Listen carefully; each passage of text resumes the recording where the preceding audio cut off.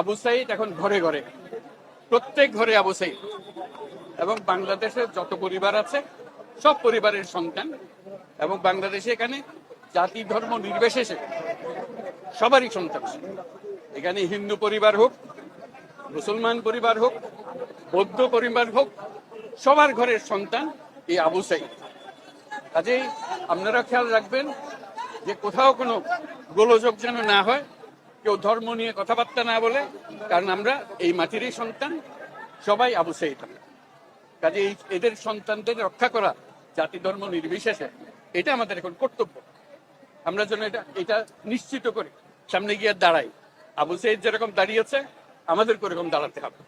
যারা পার্থক্য করে যে এরকম সন্তান ওরকম না, আমরা সবাই বাংলাদেশি, আমরা বাংলাদেশেরই সন্তান।